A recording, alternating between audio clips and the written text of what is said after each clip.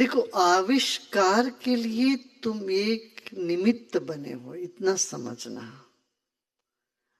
Gun बनाया, आयुध बनाया, आयुध अपने में बुरा नहीं है।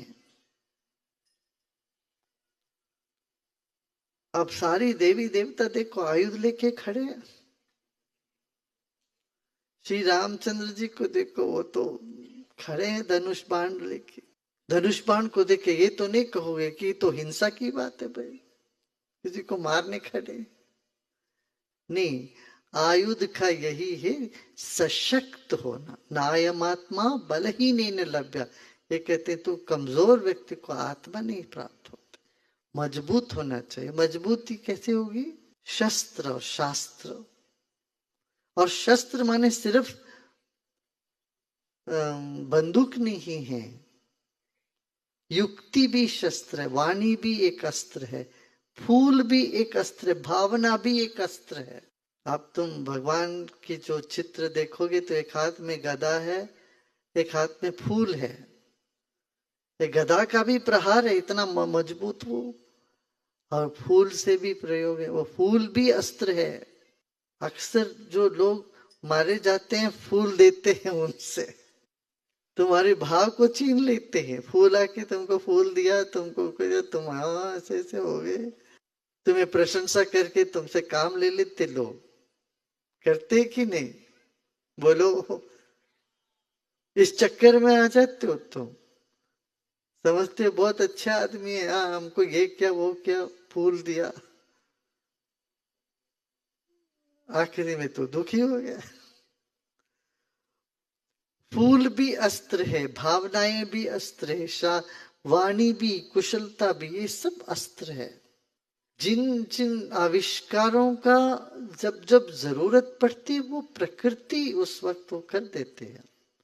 हाँ, इनका दुरुपयोग करना दुख के ओर चलना होता है। इनका सदुपयोग करें और सदगति की ओर चलते हैं।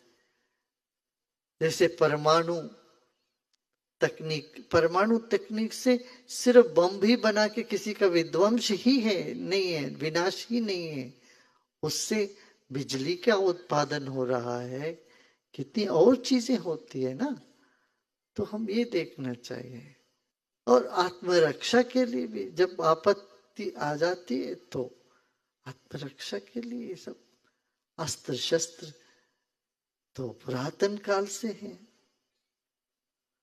तो ये है।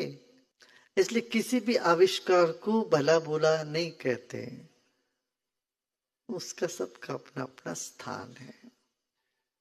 इसलिए तीनों गुणों से बना हुआ हमारे प्रकृति, सतोगुण, रजोगुण, तमोगुण।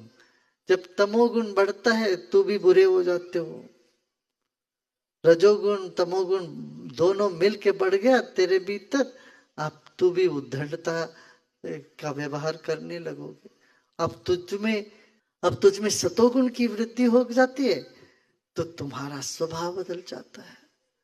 इसलिए जीवन में यदि करना हो तो एक ही काम करना, अपने भीतर का सत्व बढ़ाते जाना और उसको बढ़ा के रखना है। अब बीच में आ जाते हैं कुछ रजोगुणी तमोगुणी प्रवृत्ति, ये आते हैं तो उस पर भी मन को विचलित नहीं करना है। तो इसी को त्रिगुणातीत अवस्था कहते, यही साक्षी, यही ज्ञान, यही ध्यान।